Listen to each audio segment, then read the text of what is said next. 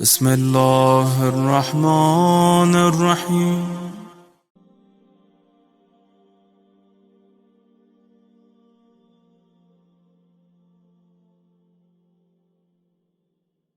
لیتے ہیں آپ ناظرین کا. السلام علیکم جی بات کریں. علیکم السلام. کہاں سے فون کر رہے ہیں بھائی؟ حضرت جی علامہ صاحب اور احسن نقوی سر خان فاروق بات کر رہا ہوں نیو یارک سے. New York. السلام علیکم. علیکم ایک السلام. سوال ہے، موضوع کو واپس لاتے ہیں اس علمی لیول پر جہاں پہلے تھا، ساتھی جی جذباتی ہو جاتے ہیں، اپنی تقریریں کرتے ہیں. مختصر جی سوال یہ ہے کہ امامت و خلافت کے ضمن میں امامت مطہرہ میں ایک اشکال ہم لوگوں کے اہل سنہ کے درمیان میں یہ بھی ہے کہ جس طریقے سے امامت مطہرہ جو ہے وہ ایک معصوم کی بنیاد پر ہے قاسم کے، مگر اس کے اندر بھی آگے جا کر کے اہل تشریع کے اندر اماموں پر جو اختلاف ہے اس کو آپ کیسے سمجھائیں گے کہ یہ بالکل ایرر فری یا بغیر اس کے تھا اختلاف کے، جیسے کہ خلافت رہا؟ تو اس معاملے میں تھوڑا سا اگر مختصر مجھے نہیں بیان سمجھ آ رہی آپ کس کی طرف ہو اشارہ کر رہے ہیں. شیعوں میں کیا خلاف ہے اماموں پر؟ امام اسماعیل اور امام زید. وہ اثنا عشریوں میں تو کوئی اختلاف نہیں ہے. ہمارے چلو وہ نزدیک تو شک کوئی ہے. اختلاف نہیں ہے. جی جناب، کہ اسماعیل امام نہیں تھے یہ اجماعی مسئلہ ہے ہمارے نزدیک. اسماعیل امام نہیں تھے، زید امام نہیں تھے، بلکہ زید ہمارے روایات میں زید کی مذمت بھی بہت ہے، زید کی مذمت بھی بہت ہے. اور جناب اسماعیل کی وفات ہوئی امام صادق علیہ السلام کے حیات میں، ان کی وفات ہوئی امام صادق علیہ السلام کی وفات. یعنی ہمارے نزدیک تو کوئی اختلاف نہیں ہے. ہمارے آپ کہہ رہے ہیں کہ کوئی نزاع نہیں ہے. شیعہ اثنا عشری جو ہیں ہمارے نزدیک ہمارے کتب میں نصوص بہت زیادہ ہیں. 12 اماموں کے نام، ان کا نسب، ان کی ولادت سے پہلے احادیث قدسیہ موجود ہیں اللہ تعالیٰ سے، رسول اللہ صلی اللہ علیہ وسلم سے، امیر المؤمنین علیہ السلام سے، الا ماشاء اللہ. میں نے کہہ دیا ابھی کہ 12 اماموں کے نام، اگر میں کہہ دوں کہ 100 طرق سے زیادہ وہ بھی میں نے کم کہا. 500 طرق کہہ دوں بید پر بھی میں نے کم کہہ دیا، اتنے زیادہ. تو ہمارے مذہب میں کوئی اجماع نہیں ہے.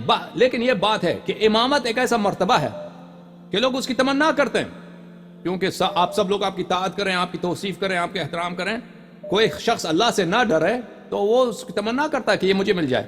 تو اس طرح اولاد ائمہ علیہ السلام میں بہت سارے لوگ تھے جو جھوٹے طور پر، مثلا امام صادق علیہ السلام کے پوتے، امام امیر المؤمنین علیہ السلام کے بہت سارے پوتے تھے، امام حسن علیہ السلام کے بہت سارے پوتے تھے جو جھوٹے تھے، ادعا کرتے تھے کہ ہم امام ہیں.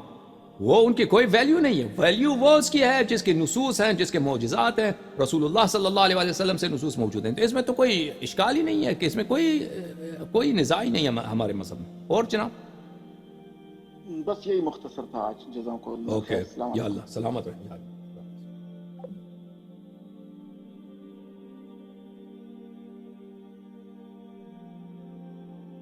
جناب سلام علیکم.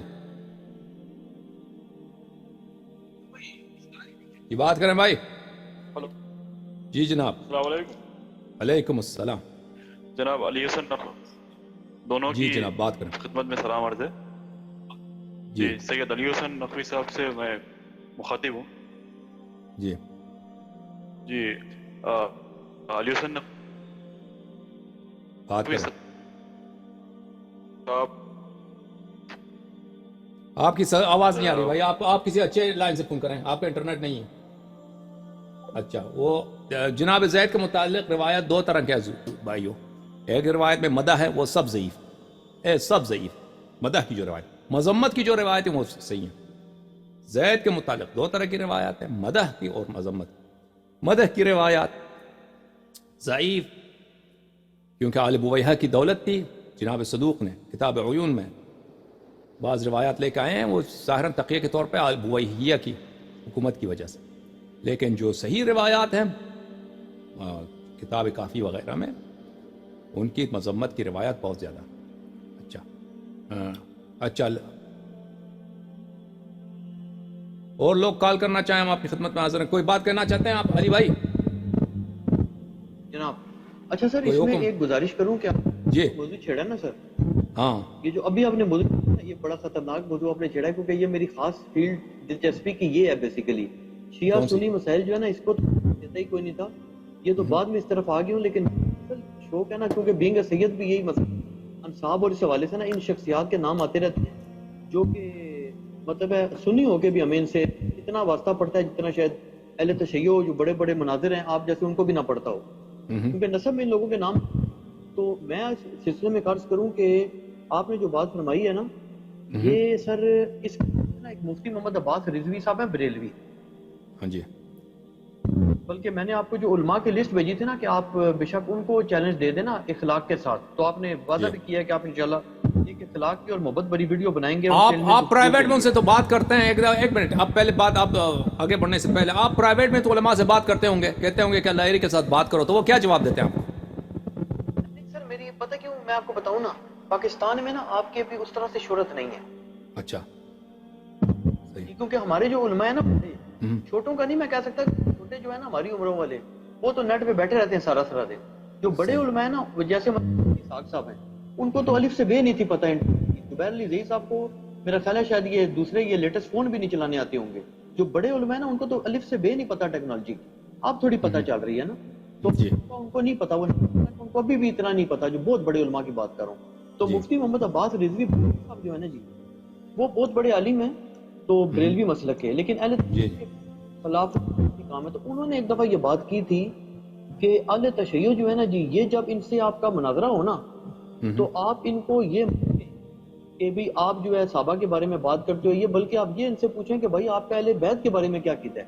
تو غالباً ان کی مراد یہ تھی جو آپ نے کی ہے کہ اہل تشیع کے ہاں وہ کہہ رہے تھے کہ یہ بڑی سخت روایات ہیں اہل بیت علیہ السلام کے متعلق. تو آپ یہ دیکھیں نا، یہ جو حضرت زید علیہ السلام کے بارے میں آپ نے بات کی ہے، ہم تو حضرت زید، بلکہ انجینئر کے بارے میں آپ کو بتاؤں، انجینئر صاحب کا موقف یہ ہے کہ وہ تو حضرت زید کی بہت محبت رکھتے ہیں، کیونکہ وہ تو اس بات کے قائل ہیں کہ انہوں نے شہادت کی جان دی، اور پریکٹیکلی انہوں نے اپنی جان دے کے ثابت کیا کہ حضرت امام حسین نے برابر سے بھائی. تو آپ فرما رہے ہیں کہ ان کی محبت کی گئی ہے.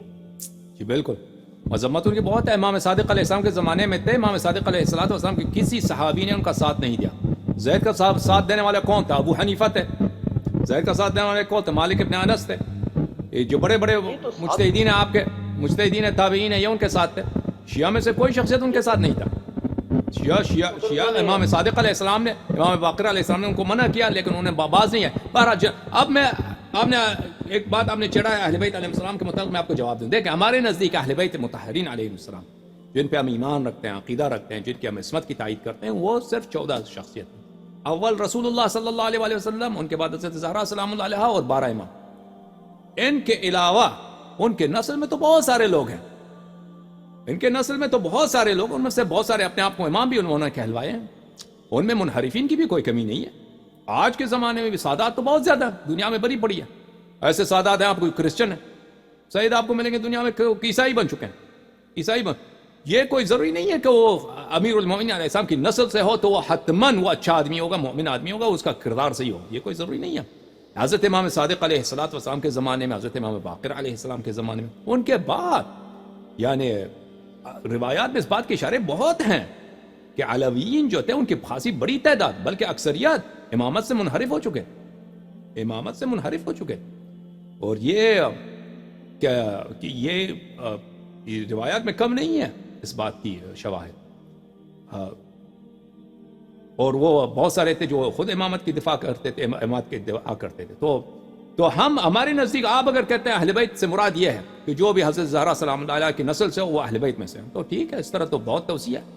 لیکن ہمارے نزدیک شرعی دلیل جو ہے، جس کے اللہ نے گارنٹی دی ہے، ضمانت کی ہے کہ ان کے کردار صحیح ہے، ان کی اتباع کرو، ان کے کردار میں کوئی خلل ہو ہی نہیں سکتا، جن کی وصایت ثابت ہے، وہی حضرات ہیں جن کا میں نے ذکر کیا. ان کے علاوہ باقی جو ہیں ان کو دیکھنا پڑے گا.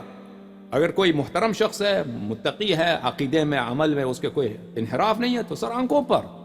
اگر نہیں ہے تو جیسے مثلا نفس زکیہ ہیں، محمد ابن عبداللہ ابن الحسن المثنى، کہ انہوں نے مہدویت کا ادعا کیا تھا. اس طرح تو بہت سارے تھے امامت کا ادعا کرتے تھے، تو ان کی کوئی ویلیو نہیں ہے. جی جناب. تو یہ جو حضرت امام شہید رحمۃ اللہ علیہ نے جو قیام کیا، تو آپ اس کے کیوں مخالف ہے؟ کیا وجہ ہے؟ غلط کیا انہوں نے؟ جی آپ واٹس ایپ والے ایک منٹ. اچھا، اس کے مخالف ہم کیوں ہیں؟ کیونکہ اس کی تائید نہیں، ان کے قیام کی تائید نہیں ہمارے احادیث میں. دیکھیں، 2 طرح کی روایات ہیں زید کے متعلق، اس کے متعلق ہم بہت تقریر کر چکے ہیں. بہرحال ہمارے جو ہیں جناب زید کے متعلق 2 طرح کی روایات. بعض مدح کی ہیں، بعض مذمت کی ہیں۔ مدح کی روایات جو ہیں وہ ضعیف ہیں، مذمت کی روایات شدید ہیں اور صحیح ہیں، اور ان کے قیام کی تائید ہمارے روایات میں نہیں ہے صحیح روایات، بلکہ ان کے قیام کی رد ہے۔ ان سے اگر وہ کتاب کافی میں مثلا وغیرہ ہی میں کہ حضرت امام باقر علیہ السلام نے ان کو شدت سے منع کیا، اور اصحاب امام صادق علیہ السلام نے ان کا ساتھ نہیں دیا، امام صادق علیہ السلام نے جنہوں نے ان کا ساتھ نہیں دیا ان کی مدح فرمائی کہ تم نے ساتھ نہیں دیا، کہ اگر یہ اچھا کام ہوتا تو ہم کر لیتے۔ تو اس لیے کیونکہ یہ اہل بیت علیہم الصلوۃ والسلام کے مذہب میں ایک اصل ہے۔ میں آپ کو بتاؤں، یہ بہت سارے لوگوں کو نہیں معلوم، احادیث اور روایات میں یہ بات متواتر ہے کہ قیام مخصوص ہے، خروج مخصوص ہے امام عصر علیہ السلام کے لیے، 12ویں امام کے لیے۔ نہ امیر المؤمنین علیہ الصلوۃ والسلام نے اپنے حق کے لیے قیام کیا، نہ امام حسن مجتبی علیہ، نہ امام حسین علیہ السلام۔ امام حسین علیہ السلام نے بھی قیام نہیں کیا، ان کو بھی اگر آپ کہتے ہیں کہ انہوں نے انقلاب کرنے کی کوشش کی، بات صحیح نہیں ہے، وہ ان کی کہانی الگ ہے، وہ انہوں نے رجوع کرنے کی بہت کوشش کی امام حسین علیہ السلام نے کہ جنگ نہ ہو جائے، لیکن سامنے والے نہیں چاہتے تھے۔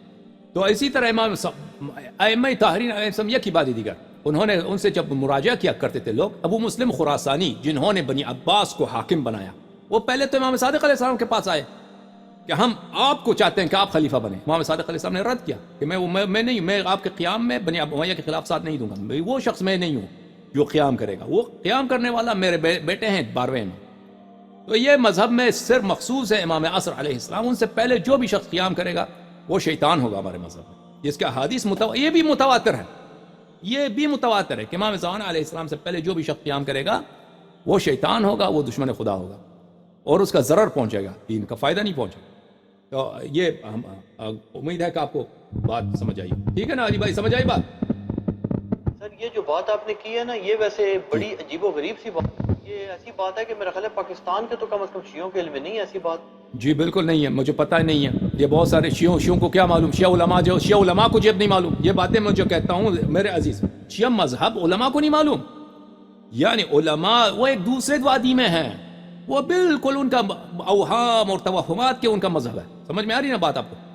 وہ جو مذہب ہمارے کتب میں ہے، اہل بیت علیہم السلام نے فرمایا، ان کے مطابق اگر آپ چلیں تو بالکل بہت ساری چیزیں ہیں جو علماء کو نہیں معلوم، بلکہ اغلب چیزیں ان کے افکار ہمارے روایات و احادیث سے بہت مختلف ہیں، کلیدی عقائد میں، اہم عقائد میں، اور یہ میں جملے جو کہہ رہا ہوں بالکل صحیح کہہ رہا ہوں، توجہ کے ساتھ کہہ رہا ہوں، اور جو ہمارے عوام ہیں ان کو نہیں معلوم، یہ تو طبیعی بات ہے کہ ان کو نہیں معلوم، ان کو کیا معلوم بیچاروں، جب علماء کو نہیں معلوم، علماء تبلیغ نہیں کرتے تو ان کو کیا معلوم ہے؟ بہرحال جو لوگ طالب علم ہیں، جو شیعہ مولوی ہیں، اکثر فارسی جانتے ہیں، اگر وہ میری تقریرات کو انٹرنیٹ پہ سرچ کریں زید کے متعلق، قیام کے متعلق، وہاں پہ بہت دیکھیں گے کہ میں نے اس بحث کو بہت تفصیل کے ساتھ چڑھا ہوا ہے، بہت مفصل 2 گھنٹوں کی تقاریر ہیں میرے، کئی ایک بہت زیادہ۔ اچھا، اور علی بھائی کچھ کہنا چاہتے ہیں؟ میں کہہ رہا ہوں اس پہ جو ناسبی لوگ اعتراض بھی کرتے ہیں نا، کیا اعتراض کریں گے؟